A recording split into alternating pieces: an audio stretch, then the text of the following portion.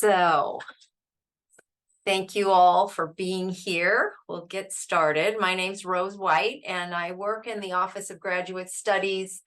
I am the Student Success Coordinator for Graduate Studies, and I work closely with the Adelante Outreach program. There is an Adelante post-baccalaureate pipeline grant that the Dean of Graduate Studies wrote and got for us.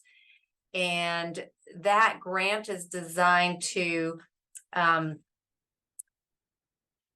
provide support for any student who is low income or Latinx to get information to explore and to get assistance to apply and then to successfully complete grad school. But grad studies does that for everybody no matter what. So I want you to know that grad studies is here for you for whatever you need as you continue through your program. And Adelante is something that you might want to check into if you are low income or Latinx. And today we have some of our outreach ambassadors and coordinators here. And I'm going to let those folks introduce themselves and say what program they are in or have just finished and are about to begin, etc. And then we also have with us Michael Pratt, who is one of our admissions coordinators for the Office of Graduate Studies. And so I'll have those folks introduce themselves and then we'll get started on our workshops. So let's start with you, Anaí. Okay, so hi everyone. My name is Anaí Martinez, and I just completed the teaching credential program in single subject social science, and then I will be attending SDSU this fall for a master's in Latin American studies. Thanks, Anaí. How about you, Lucia? Hi, I'm Lucia Martinez. I am completing my research project. I'm in the Nutrition and Food Science graduate program. So I'm hoping to finish this fall. Yeah. Thanks. And Carlos? Yeah, hi everybody. My name is Carlos Gomez, and I am in my last year of the Masters of Political Science program here on campus. Awesome. And Pablo? Hey everyone, I'm Pablo Perez, and I'm in my last year of the Masters in Social Work program. Thank you. And Michael? Yeah, as Rose said, my name is Michael Pratt. I am one of the admissions coordinators here in the Office of Graduate Studies. I'm also the advisor for the Council of Graduate Students and the MPA Professional Association, and am an alumni of Chico State's Master of Public Administration program. Thank you. Okay, so we are going to be trying to check the chat, but I will say that I'm notorious for not noticing things. So if I don't notice something or somebody doesn't notice, I want you to feel free to speak up and say something out loud because I might not have noticed. And I do want to make sure that we get to all of your comments and questions. We're going to have a PowerPoint that we'll go through, and our folks who have already been into their grad programs and through their grad programs are going to be sharing some of their tips and experiences, etc. And then we are more than happy to answer questions. So we'll just get started. I'm going to share my screen and we'll start off. Can everyone see this grad school, what to expect? Okay, good. So some of what to expect, and we will get going on what we're going to have to cover here. Three main things. We know that you're going to have to expect to resist the imposter syndrome. We're going to go over some of the imposter syndrome to get started. Then we're going to move on to some of the differences between undergrad and grad education. So what to expect for grad education that might be a little bit different. And then moving lastly to knowing that you need to expect to develop some new skills.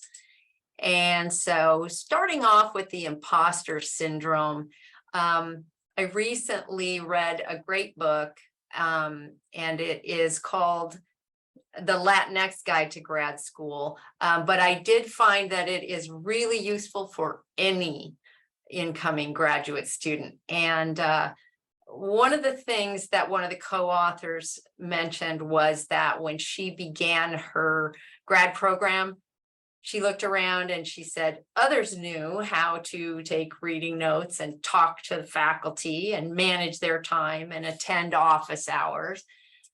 But honestly, what we know from experience and from, talking with so many grad students, some students maybe come into grad school with the experience and training and advice that mean that they know those things, but most grad students have gaps and areas they need to develop. And just about every single person in the beginning felt sure that they weren't measuring up to others in their program. And even your professors will tell you that. Even your most esteemed professors that went to Harvard and Princeton and, the president of the university and, on down the line have all felt this and still do feel it from time to time. And I loved this infographic because it really does show the difference between what you might be thinking and reality. And that imposter syndrome is just so pervasive. So we want you to think about the fact that this is not reality and that you really are capable and you are here for a reason. We want you to resist the imposter syndrome and to know that your professors know that you were selected because you were right for the program and ready to learn. So there are some things that you might do to resist, to prepare to resist that when it crops up, because it will crop up. And one of the things that Barrera, one of the co-authors of that book, mentioned is that you can start by asking yourself, who or what can help me focus on my existing skills and experience, which I'm here to expand. And I really like that because it's thinking ahead to what am I going to do to bolster myself when this happens, because it will happen. And I would like to, open that up to our outreach ambassadors and Michael, anything that you would like to add as far as your experience with imposter syndrome. I could go first. I just wanted to remind everyone that everyone feels imposter syndrome. Sometimes it feels like you're the only one feeling that and stuff, but absolutely everyone does. Kind of like how Rose said, a lot of professors even feel it as well.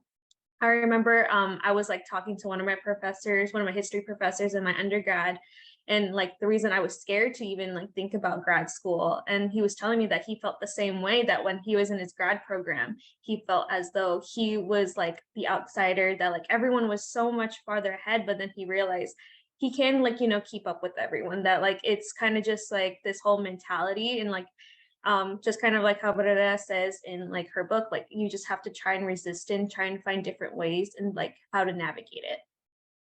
Thanks, Anaí. Anyone else? Yeah, I was just gonna say, I think for me, I backing up everything that Anna just said, because it's very similar to what I felt like starting my program. But something that helped me too was acknowledging that it was imposter syndrome instead of trying to just put another name on it, be like, okay, this is what I'm feeling, this is imposter syndrome, and having a good support system around me really helps dealing with imposter syndrome. So a lot of my peers, because we were all going through the same program, we all had the same kind of understanding of imposter syndrome, so we helped each other along. So just having that extra support system just in the class itself was a big help. Thanks, Lucia. Yeah, I was gonna maybe add on that, kind of this idea of having like the cohort and having the people in your class meeting, because then you all suddenly realize, oh, none of us understood what the professor was talking about. And then being able to like, oh, yeah, we all don't understand the same thing. And then collectively sending an email to the professor like, hey, can you explain this? Because like the 6 of us don't know what you're talking about. Otherwise we would have been like, oh God, they all understand this and I don't. And just knowing that everyone else was in the same boat with me, it was like, oh, okay. So we all collectively understood that we did not know this.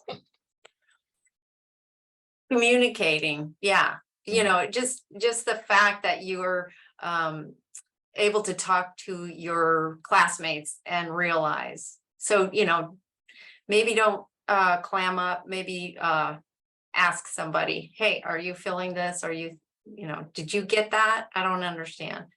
Yeah, I think a big part of it is understanding you're not alone. And like Michael said, this is all new to everyone in your cohort and everyone in your program. You're all learning at the same time. So just kind of knowing you're not alone is a big factor too for me. Thank you, Pablo.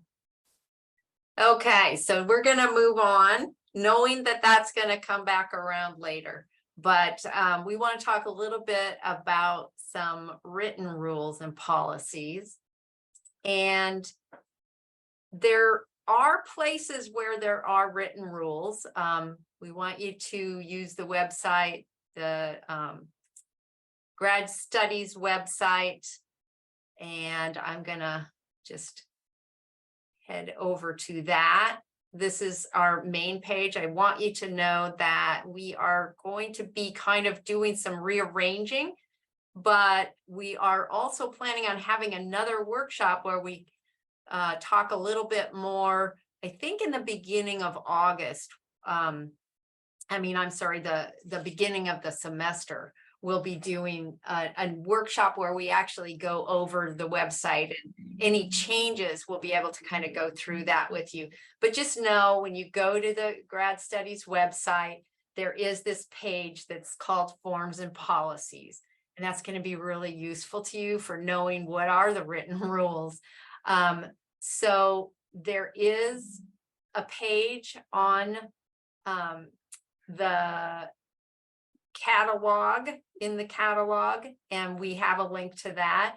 We have an actual grad guide that we're right now have in a PDF form that's going to be moved to a series of web pages. And then there's a lovely orientation booklet that I really want to encourage you to take a look at, because it's got a lot of resources that are there for you, but you might not know about them. And so that's a place to look. And then we have general forms that you will be using along the way.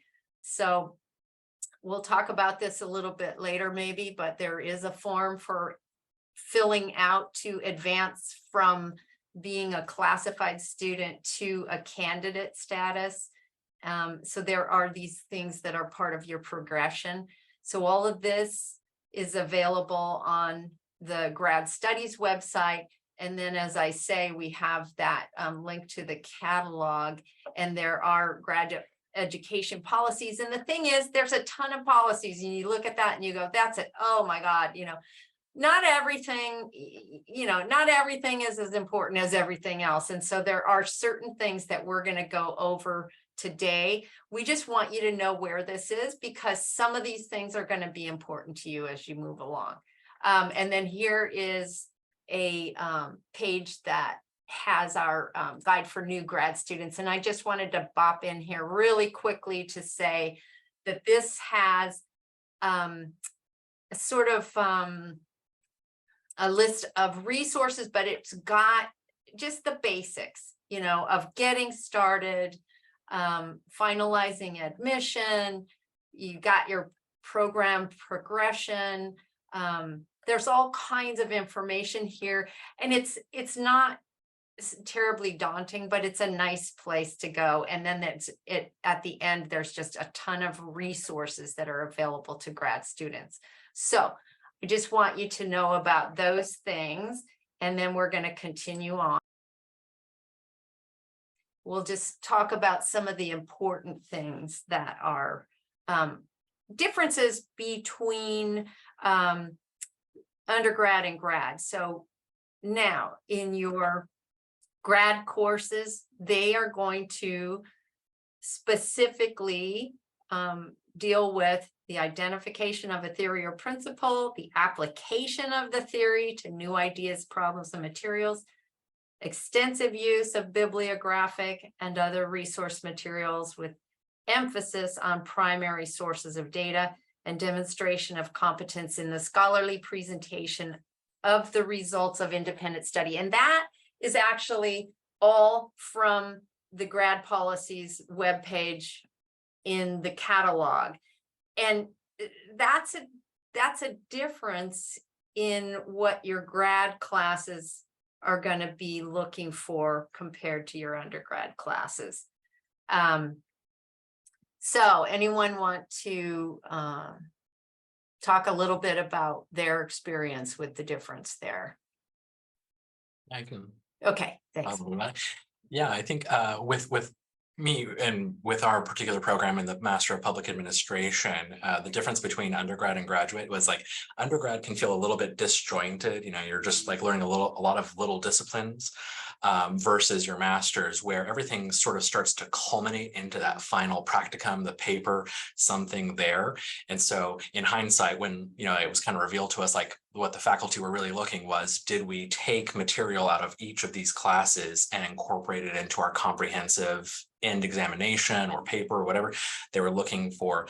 Did we actually take something and glean something from it? So it's kind of built out to like this general knowledge becomes more and more and more specific until you get to that end piece. So it's a little bit more tied in together. A lot of the concepts tie nicely together, as opposed to the undergrad where you might take a course in psychology and a course in English and they don't tie together necessarily right away, especially with what your major is, versus this being much more like everything matters to this very central end point that you go to. Thanks, Michael. Mhm. Anyone else? Okay, I'm going to move on. There is an emphasis on student responsibility. This is also from that catalog Grad Policies pages. And we just want you to know there's a lot of help out there, and we are here to help in grad studies. Your grad coordinator's there to help you. But in the end, for graduate students, it is your ultimate responsibility for meeting the requirements and deadlines that is in the policies. So what we want you to know is use the resources like grad studies and your grad coordinator. Use those resources and check in a lot, because it does rest with you. So I know Michael had a story about this that you might want to share. You know, just the fact that it was your responsibility to check on things like grading. You were saying that you had a grade that actually was incorrect. Yeah, that's one of those things where you kind of lose track of a sense of what's going on, and it really, you have to pay attention to when things are said they're done and follow up with them. A case in point is that you know, when you progress through your different stages, you go from, I was conditionally classified in my program, which is where we all start, and then there's paperwork to go to classified status, and then the final paperwork, which is the most important piece, is advancing to candidacy. And on that are all of your courses with all your listed grades. And I, at that point, saw that I had received a C in a class. I was like, that's odd. That's weird. That's not what it's supposed to be. And then talking to the professor was like, oh yeah, that's supposed to be an A. I'll take care of that. I thought it was just taken care of, didn't ever follow up on it. And everything posted, my degree was issued. And when your degree is issued, your record becomes sealed. And on that sealed record was the C grade that had never been changed. So even if someone tells you, you have to follow up with it, because there's so many working pieces. They often, a lot of the faculty advisors have lots of students that are going in and out, and they have lots of notes and things that just get lost. So it's always good to follow up, because it's ultimately on you. Once that record is sealed, once you're issued your degree, you can't change your record anymore. Thanks. Yeah, I thought that was a really important thing, just as an example of, okay, you know, check in, check back, follow up, ask questions. And so we're trying to help you know some of the questions that you might want to ask. But, we do want to make sure that you feel free to contact the Office of Graduate Studies anytime. We have academic evaluators in this office that they're assigned by the beginning of your last name. Sarah Lehner works with folks whose last names begin with A through H, and Meredith Huddleston is the evaluator who works with folks whose last names begin with I through Z. And those are staff who are more than willing to help you. Now that you've begun your program, they are folks that you can turn to for assistance, in addition to your graduate coordinator, who's going to help you create your program plan and keep you going forward. But know that you can contact Sarah and Meredith as well. And other folks in this office too. We're all happy to help you. We do want you to check your email frequently, because when we email you, it will be your Chico State email, because that's actually what we're supposed to use. So we do want you to keep checking that often, because we will send out notifications of things when deadlines are nearing, etc. But once again, if you think, it seems like this should be happening, check in with us, because we want to let you know. Anybody want to share any stories along these lines before we move on? Yeah, actually just wanted to say, I feel like it falls into the realm of responsibility.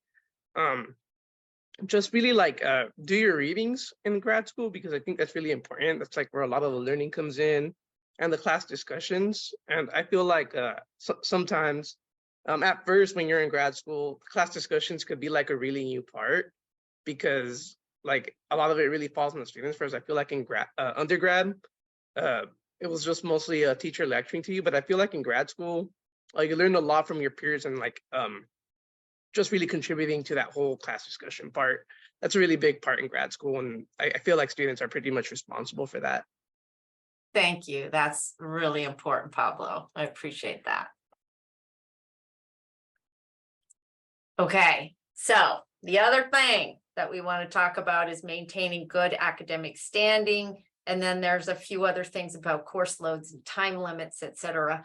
But something that isn't always apparent is that A's and B's are expected, and a B average must be maintained. So you can get a C, but you got to have enough A's to keep that at a B average.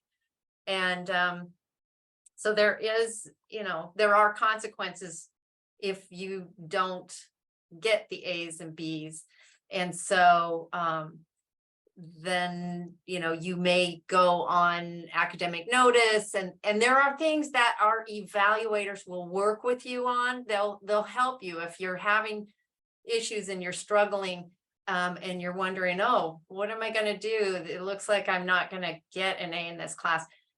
They may be able to advise you about doing things like perhaps taking an incomplete, etc. So we have assistance for you, but we just want you to know that, yeah, it is expected, the A's and B's. So you're gonna need to plan ahead and really do be prepared, as Pablo says. You need to complete your incompletes if you do an incomplete within the year. And Michael, I think you had another story about that you want to share?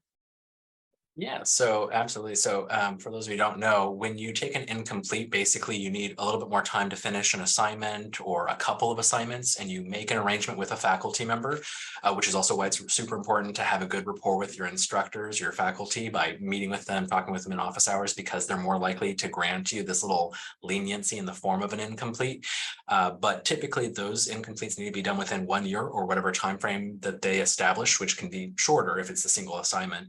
But if you you don't do that, it will convert to something called an IC, and an IC is equal to an F grade. So in some instances, someone might have a couple of I's and they fail to complete those, and suddenly their GPA converts those I's to ICs, and it just drops them down to an F, which will put you on the academic notice, and it's not great.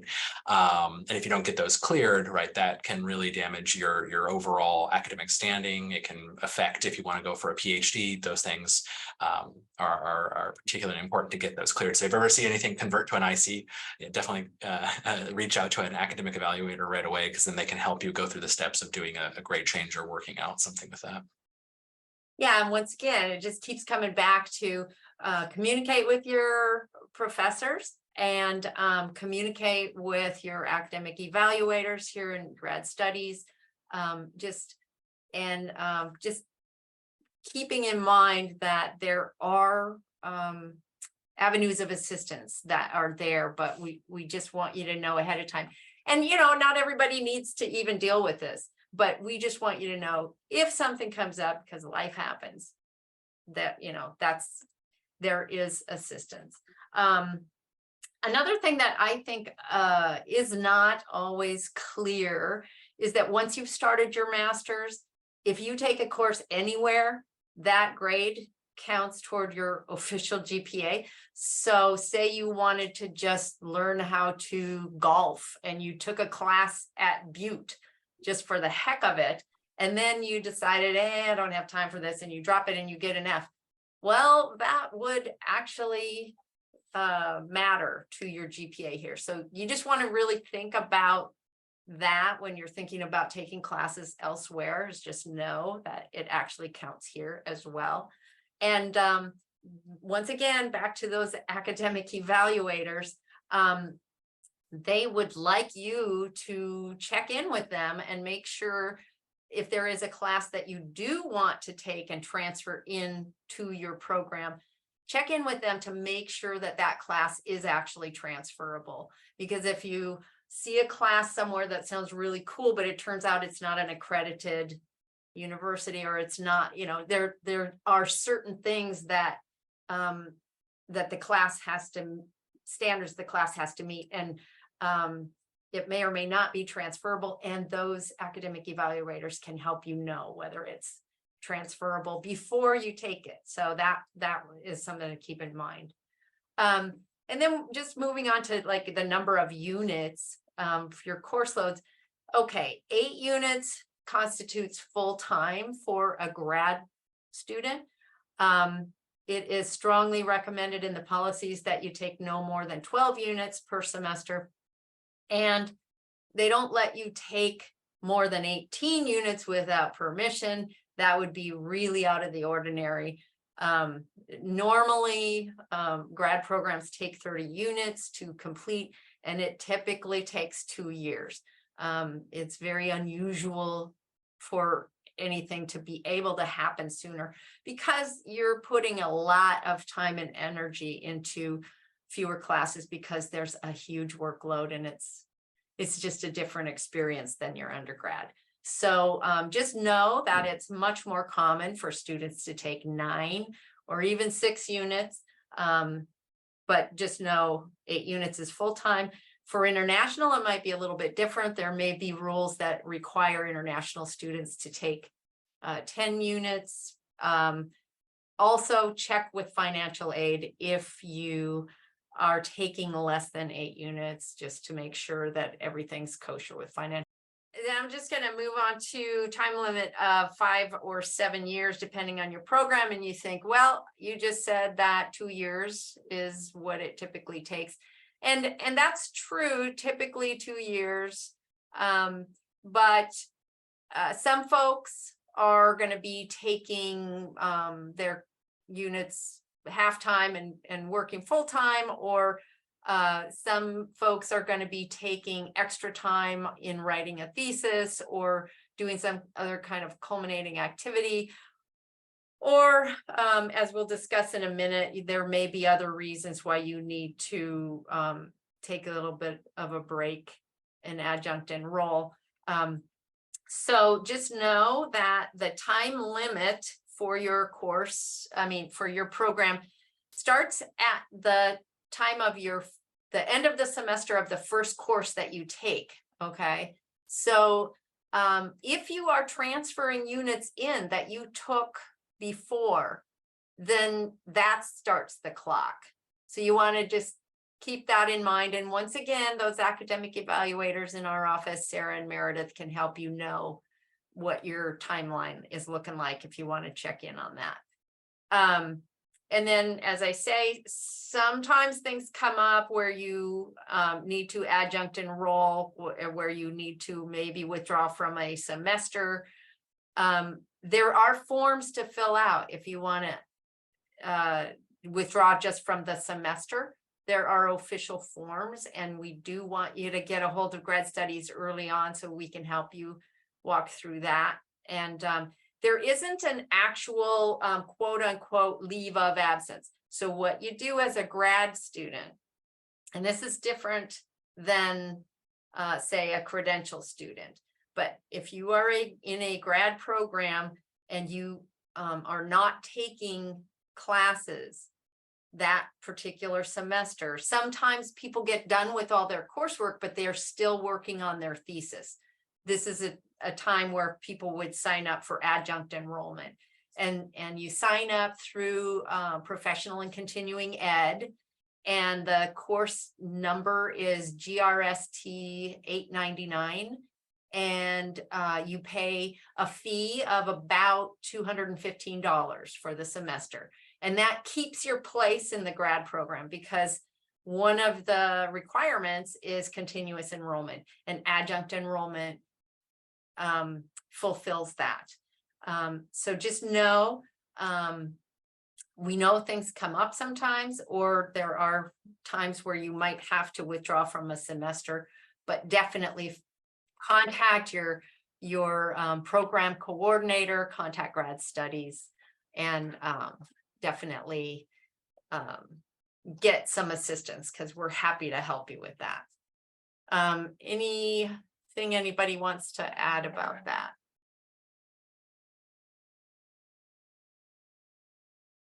Okay. And now we're going to move on to some unwritten rules.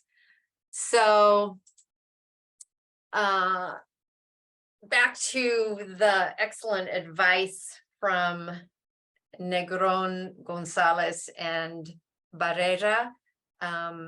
They say to expect to use some kind of calendar. Time management is so incredibly important. You want to scrutinize the syllabi, you want to know the due dates, you want to lay out a plan, and maybe work backwards from the deadline to make that plan and know what is happening when, so that you can be ready.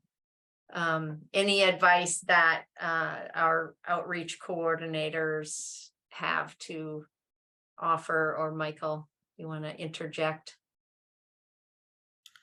I can go first. I know that for my grad program, a lot of my classes were, I guess, like almost, oh my God, what's it called? Like a seminar based. So we had our presentations, and so we would sign up, and then you would, like I would go week 6 of the semester. So I would start planning ahead of it, maybe work on getting the material for my presentation, spend 2 hours on this class, spend 2 hours on this class, take a break, go back. So I had my calendar kind of in 2-hour increments where I would work on one particular class, take a break, maybe do some work, and then go back to work on that same project or go to another class. And that's one way that I stayed organized. Because if you don't have some way to stay organized, it will just take up your whole week, and you will get overwhelmed. And it's just kind of to alleviate some stress and some anxiety if you have anxiety. So yeah. I was going to say it's definitely important. I know in my program in particular, we had, there'd sometimes be like, oh, this week you need to read a 500-page book, and you're like, oh my God. And so when you see 500 pages, you kind of just like, and the executive dysfunction kind of sits in, and you're like, oh God. Instead of procrastinating, when someone says, just break it down. You have this many days, you have this many pages to read, divide it and read and have segments where you can stop. So it's like, okay, 500 pages, I've got 5 days, I need to read 100 pages a day. How many hours do I have free to that? How long does it take me to read this many pages? And really articulate and break it down in that way, instead of waiting to the last day and trying to take 500 pages all at once, which I have done. I would not recommend it. It makes it a lot more manageable when you get a sense of the kind of volume, because I think that's something that is vastly different between undergrad and grad, is that you are reading a lot more material, at least for my program. Thanks, Michael. That's really important. And thanks, Lucia, for your tips too. Anybody else want to add anything before we move on? I just wanted to add that time management definitely should become your best friend. I remember for me specifically, when I was doing the credential program, I had to be A1 at time management on top, because I was usually student teaching all day, going to classes at night, and also still working at the same time, and then still trying to find time for yourself to just relax and like decompress. So I also want to say, while you're scheduling everything out and like, making sure you're on track with your classes, make time for self-care. It is so important. Your mental health should be your #1 priority while you're in your program, because it definitely can affect how you are in your classes. Oh, thanks, Anai. Yes, scheduling in yourself among all of the other tasks is really important, because yeah, you have to also take care of that. So make yourself a task. I also wanted to add, Yeah. like investing in a planner or even just using an online one could be pretty helpful. I won't lie, it's probably saved me from missing a couple of deadlines in the past as well. So definitely do that. Also adding on to what Michael said, I really like the idea of like breaking stuff down and like dividing it evenly. I found that it also works by like dedicating particular days to particular classes. So like maybe one day you want to focus on one class, on another you'll focus on another. And that also has been pretty helpful for me. That's great. Thanks, Pablo. Yeah, I'd like to add too about the importance of the calendar, at least in my program. If you're enrolled into 2 classes per se, we do a lot of like, each students will be a discussion leader 1 week, so you'll have to come to class prepared to lead the discussion. Come like knowing a good amount of the information from the readings, and coming up with questions to discuss amongst your class. So having a calendar can be super important, and like knowing what's on the syllabus, to not like book yourself like having 2 discussion leaderships 1 week, or if you have a paper due the week after, maybe don't do the discussion leadership 1 week, and kind of just get a sense for what the whole timeline of the semester is, and not try to double book on like I actually had that one time where I had to do a discussion leadership for 2 classes in 1 week, and obviously that's not fun at all when you have to read a bunch and know it well enough to lead the discussion that day in class. So yeah, calendar is definitely important for grad students. Thank you, Carlos. Excellent, excellent, both of you. Thanks.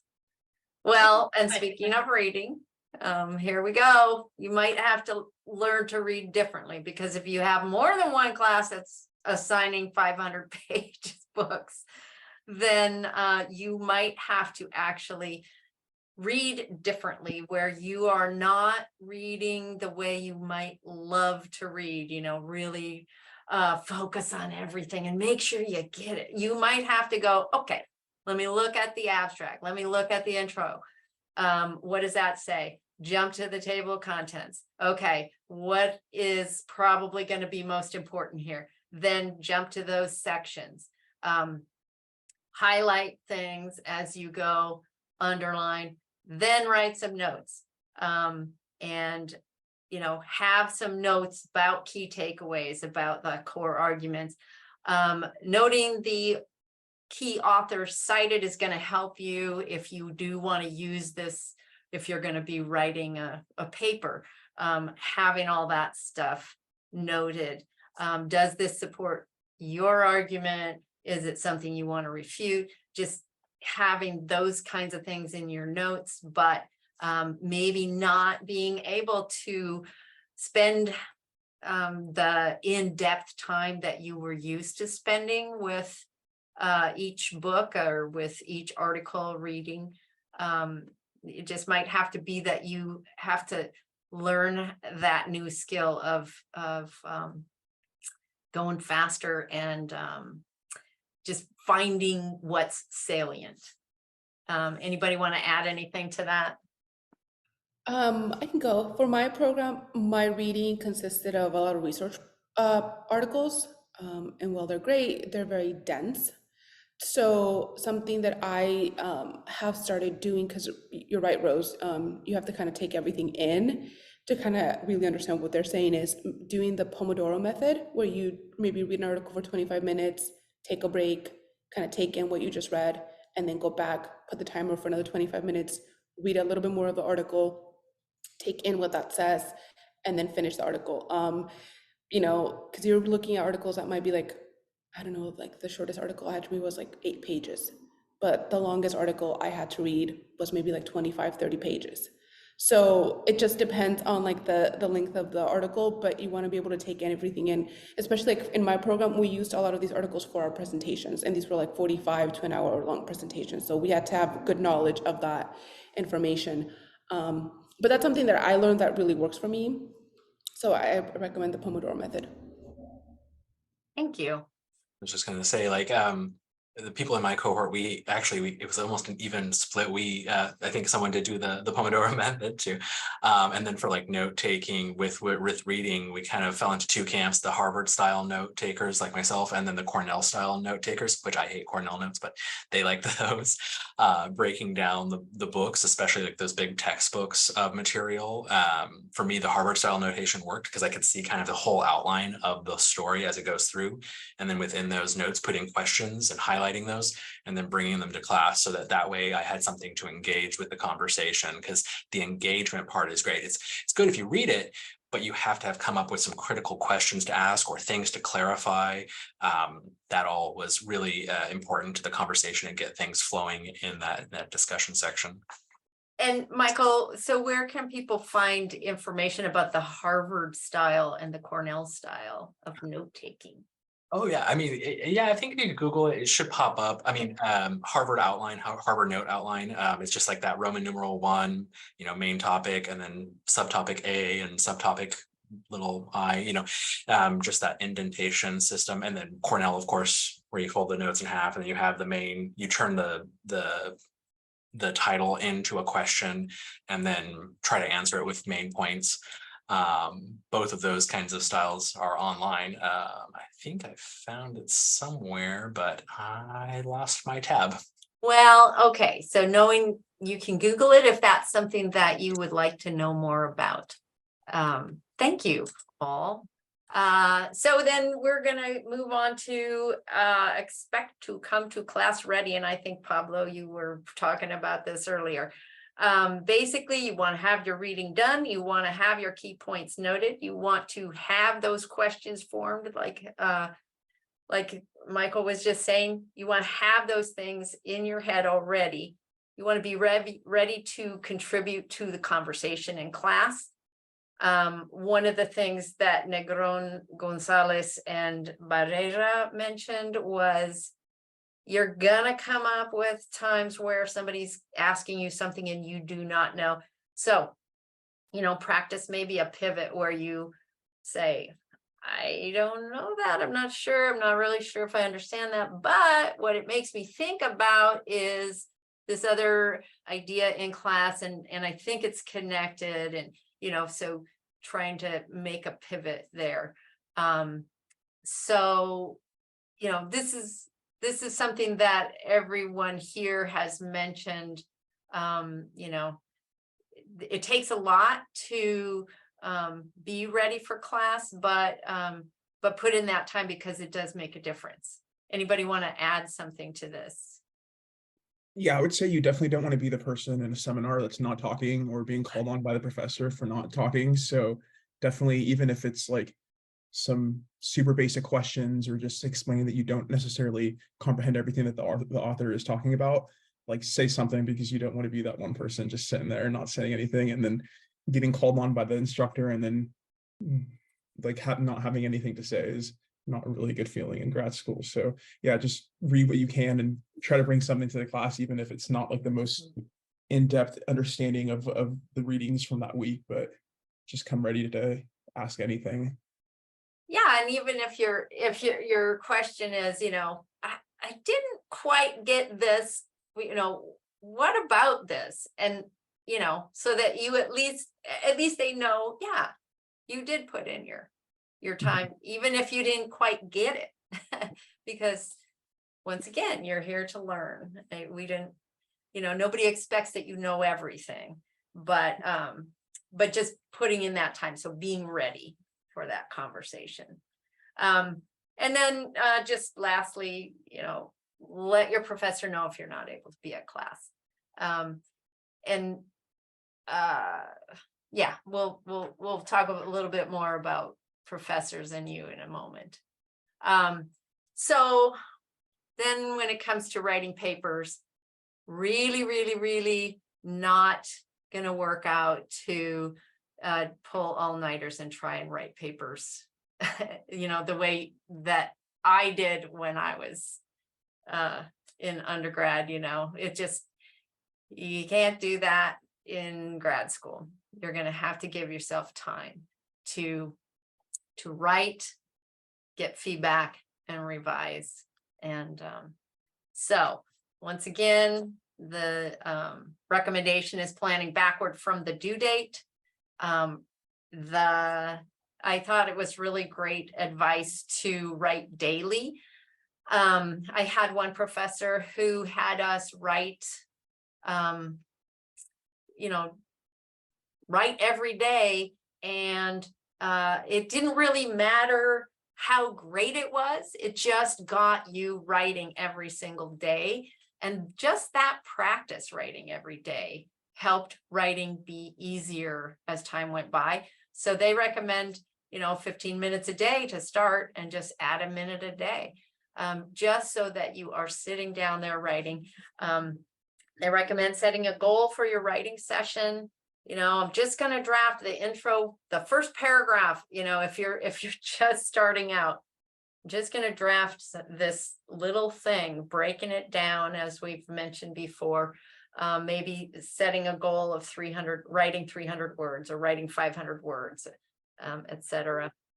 Just generating text, just getting something on paper. Then you can move it around, reorganize. Do not worry at the very beginning about how your sentence flows perfectly, and, you know, all of that little minute detail, because that's something that you can do after you've gotten stuff out on the page. I think what stops us often is that if we feel like we have to write the perfect sentence the first time, we're going to be daunted, and it will hold us back. And so that's why the recommendation is just get text on the page, then start to revise it, then edit, and then go for some feedback. And one place that you can go for feedback is the Writing Center on campus. That's open to you. Actually, also some departments have their own writing centers, so check out what your department offers. But definitely use those resources, get them to help you, give you a bit of feedback, then do some revision, and then bring it into your professor for some feedback. Once you've done a bit of revising first, so that when you're bringing it in, it's in the best shape it can be, and then they can help you make it better. Anybody want to add anything to this? Yeah, I was just going to say one thing that we learned with the cohort, because we had a couple of people that kind of got together to help edit each other's papers. Because like the Writing Center is really good about like, grammatical, syntactical type of quality paper, but content wise is really hard to get them to give you feedback on. But your peers are often some of the best people, because you have to explain kind of the same areas of discourse. So getting them to help look at your paper, what we did is we would literally bring our rough drafts into the library, and we would just kind of go in a circle. We'd take each other's papers, mark it up, and move it along just as a first round of editing for the content basis, for clarity and all of those kinds of things. Just like extra pairs of eyes on it was really helpful for us. Thanks, Michael. Anyone else? I also wanted to add, like, if you're a big procrastinator like I am, sometimes it's helpful having like a classmate or even a friend hold you accountable. I know I had to ask a couple people to hold me accountable when I was writing papers or if I had a big project, and it creates like deadlines within itself, and it's very helpful. I know I sometimes used to think I had to have like the pressure of like having to write everything within a day to make it like sound good or get like something out, but if you actually took the time and like just kind of like structured everything out and had time management, it makes things so much easier and not as stressful and anxiety inducing. Thanks, Anayi. And you also remind me that we have a writing and research specialist at the Office of Graduate Studies. Her name is Joanna Brooks, and she is going to be offering some writing collaboratives where you will drop into a Zoom and you will write for a specified period of time, come back, check in, and then go back, write, so that it's got some of that structure and accountability that Anayi is mentioning. So be on the lookout for those when we get those scheduled for the fall. She has one going right now for folks who are finishing up on their thesis or project writing on their final culminating paper. And it's a very useful thing. So just know that there are resources out there. And then finally, we want you to expect to need to cultivate relationships, because as we've mentioned, your cohort classmates, they can be a major part of you getting through your program. Connecting with grad students who are farther along in the program is going to be really helpful, because they can tell you things, they know about resources that you could tap into, and they can give you a heads up on things that you should expect. Also consider connecting with multiple faculty members, because the more members, the more mentoring. And as Michael mentioned earlier, if you have those relationships with your faculty members, they're much more likely to be able to, or be willing to go the extra mile to assist you when you have funky circumstances. So one of the things that Negron, Gonzalez, and Barrera recommend is that you visit office hours at least once per semester for each class, and go in there with some questions or something that you want to discuss. And if you are going to go in with questions, they said, make sure that the answers to those questions are not in the syllabus or on Canvas. Go in with questions that they're not going to go, I already gave that to you, but just go in there to have discussions so that you can get to know them, you can get their insights, they can get to know you, they can really be helpful as mentors. So take advantage of that. Anything else you folks would like to add? Just in expanding it with programs where you have to have a thesis committee or a project committee, where you have a chair and a first or second reader, having those relationships and good rapport with those faculty members will help ensure that you can get the right faculty on your committee. I'm like, for myself, I wanted Lori Weber, who was one of the best in statistical analysis, and it was critical to my paper to have someone really strong understanding and comprehensive understanding of the statistical processes. And so with my working rapport and relationship with Lori, I was able to get her to be my chair. And not everyone can get these faculty, because oftentimes everyone wants these certain key faculty, and having that good built up relationship and rapport with those faculty mean they're more likely to say yes to you, instead of referring you to another faculty member who's maybe not your first choice. So always something good to remember. Thanks, Michael. Mm-hmm. So I just want to tell you to also expect to get support from us and expect that you can enjoy the process. We do want to help you enjoy the process. So we want you to contact us at Grad Studies. If you have questions, you can phone us and you can email us and check out our website. And then also there is a Council of Graduate Students. They're also known as COGS. And there is an Instagram. You can follow them on Instagram to find out what's going on. And then you can also use Cats Connect, which is what the university wants folks to use to be connected with student clubs and organizations. And so that's really useful. COGS is there for you for not only social, but also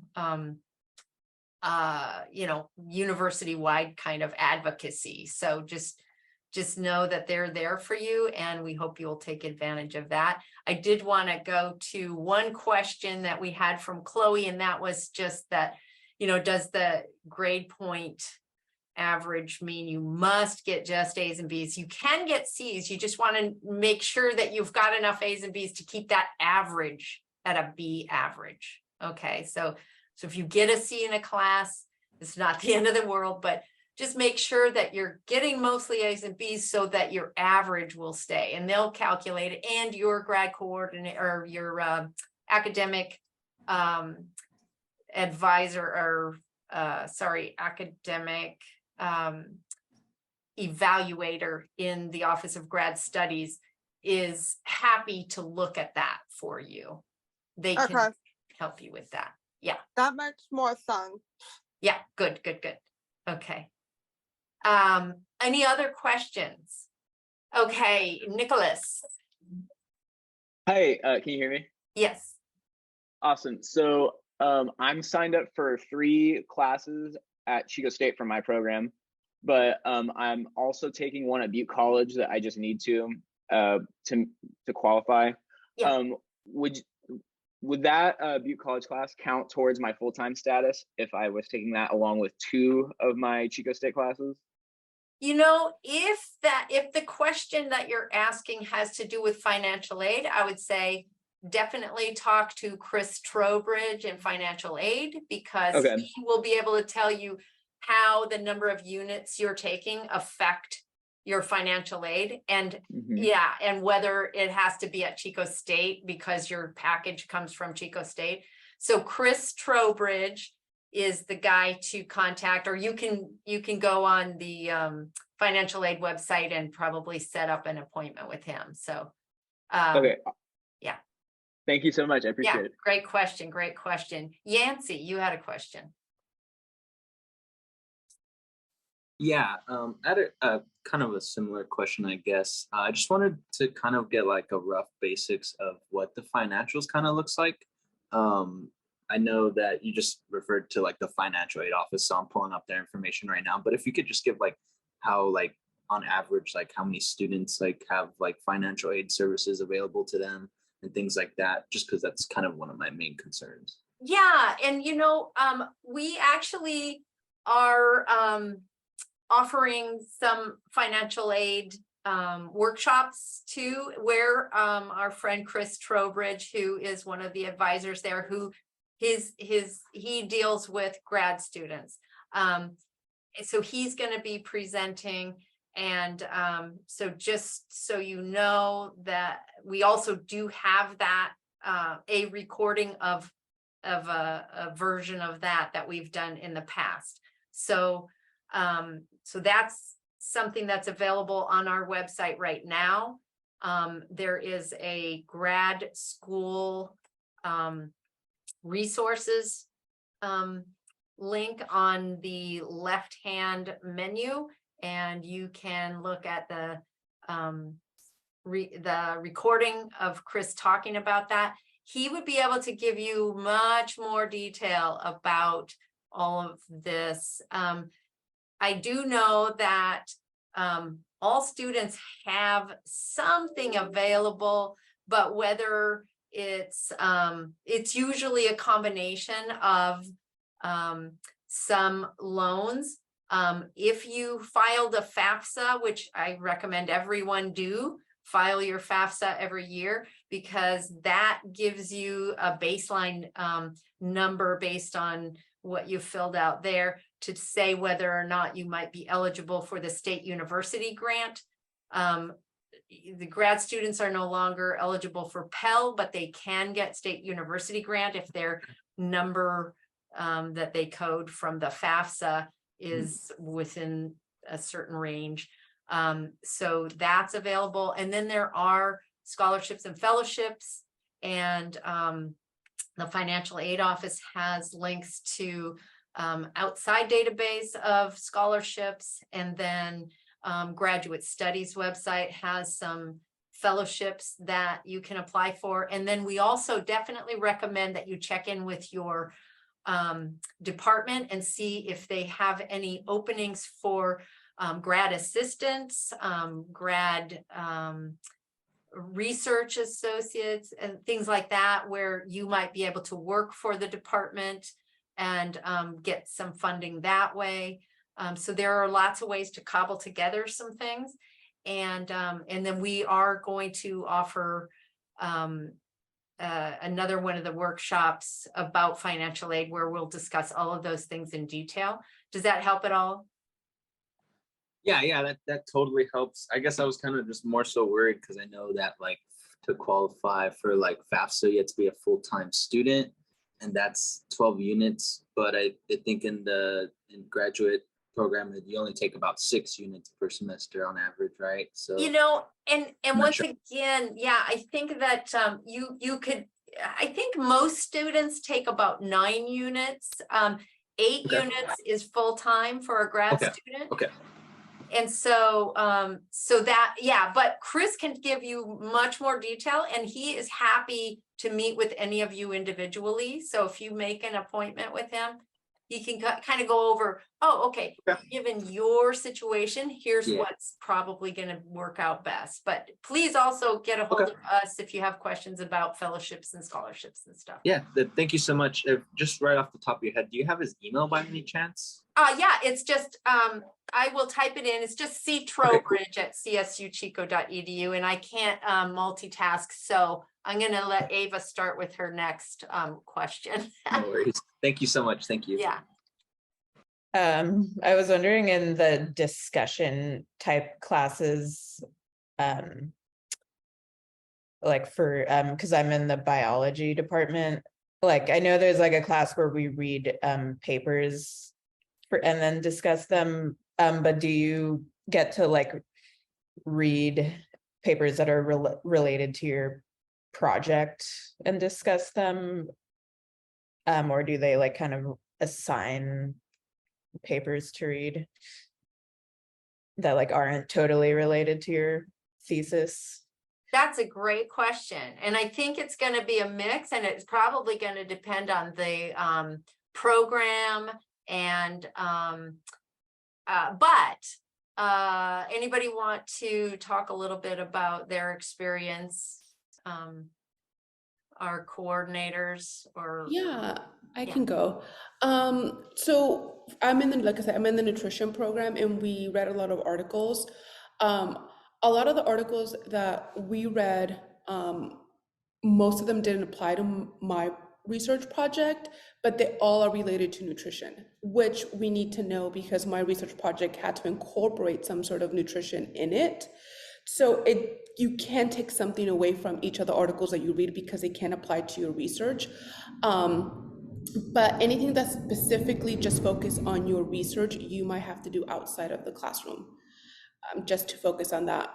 But the articles, like I said, they'll give you like a week, like they'll have a sign-up sheet, and they're like, what week would you like to do? And then that specific week will have a specific topic. Or you can choose a topic, and then you're just in charge of finding the articles that you want to discuss and bring in. Okay, cool. Thank you. what program are you in, Ava? The biology. Okay. Let's see if we can get John Vang, who is a current bio student, to be at one of our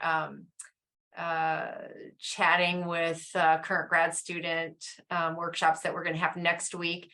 And then he can probably speak a little bit more toward exactly what your experience might be in the biology. Okay.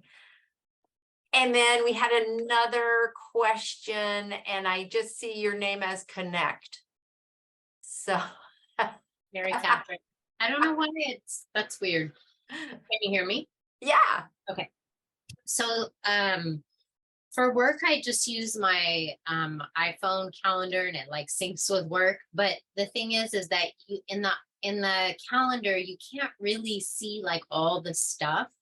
Like you can see if you have a couple appointments, but then it runs out. And I'm just wondering like if some of you can speak to like maybe there's a program digitally that you use versus like a written planner calendar and like what's been successful to kind of incorporate, because there's going to be stuff online, there's going to be stuff in class maybe that I'm writing, just how to merge that or deal with that. Outlook, which is what we're using for our email, also has like a calendar. And so that's what I did last semester, is that I put in all the times that I had class, and then you can do class and then you can do assignments. You can just, and then it'll give you notifications. So I use that a lot.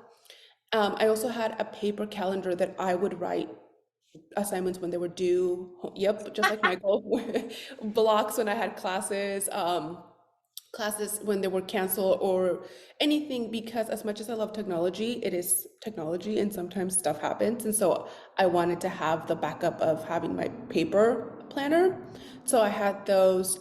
And then on my computer, I have a Mac. I would also sometimes put, if there were, like if I was presenting, those are more important than if I was just coming in to listen to a presentation, then I would put extra notifications just so that I would know when I had signed up, what were the due dates, what I needed to prepare. So that's, like I said, that's how I stayed organized. But other than that, I don't know of any other programs. But yeah, so Outlook, paper, and my iCalendar. So you tripled up. Yep, I did. And you know, it seems to me that I can't think of it off the top of my head, but it seems to me that the book that I had really gotten inspired by, that Latinx Guide to Grad School, they did seem to have some ideas of some programs that were out there. So I'll see what I can figure out. And if you want to put into personal message to me in the chat with your email is, I can try and send you some of their suggestions too. Also, I think on campus there is a technology office through the library that might have some suggestions of things that might work. So I would also suggest the Google Calendar. That's what I used a lot. That was really helpful for me, especially because you're able to sync it with your phone itself too. It's kind of similar to Outlook as well. So that's what I used. Also, if you have an iPad, I know there's a lot of online planners a lot of people download and use on there. A couple of my friends use that. I was more traditional type and I loved having like the handheld planner, but Google was a good choice. It's funny, we're kind of all on the same thing. I used Google Calendar when I was a student too, and then I have to break things into smaller pieces, which is why I still to this day use this thing. So I just created a quick little thing with all the different times broken into half-hour segments, and then a to-do list, then long-term to-do list, some notes. And then this is just what I would do every morning. I would say, okay, look at my Google Calendar, get a global outlook to see what everything is. And then that day, figure out what I need to do. Like, okay, I need to read 100 pages from this book, 100 pages from this book. I need to complete this assignment or finish, do a final draft on this, And then what did I actually have on that Google Calendar? So then I can also just quickly have this in a binder, and I don't have to buy those expensive planners because I inevitably lose them and they're expensive. Thank you, everyone. yeah, thank you. Any other questions? I know we've gone 13 minutes over time, so I thank you all for being with us this long. We appreciate you coming, and we're happy to answer more questions. We can hang out, but I want to thank everyone for coming, and I hope that you will be able to either drop into our 5:30 Tuesday chat with current grad students or the one on Wednesday at noon next week, so August 1st and 2nd. we'll have some more chats where it'll be more informal. There won't be a PowerPoint, and they'll just kind of talk a little bit, and it's an opportunity for folks to just ask questions and hear experiences and advice and tips and chat. So thanks, everyone. Thank you. Thanks for coming. Could you also share the PowerPoint with us? also? Yes, Okay, cool. Thank you. I will do that. In fact, what I will do is I will actually send it out as an attachment on an email with everyone. Okay. Yeah, I figured out how to get the slides to show up for me. Oh, good. Well, I'm always interested in what can go awry and what and what solved that. So what did you do, by the way? It was just like some setting that I had clicked like a wrong setting somewhere. Okay, because that happens all the time. Okay. You know, this Zoom, as much as we use it, there are just these little funky things that happen. So Yeah. okay. Okay. Thanks. Super. Yeah, so I will send out our PowerPoint, and I will hope that we will see some of you next week. And I will also include some of the recommendations for digital calendars. So, okay. Well, thanks, everyone. It's fun. Good seeing you.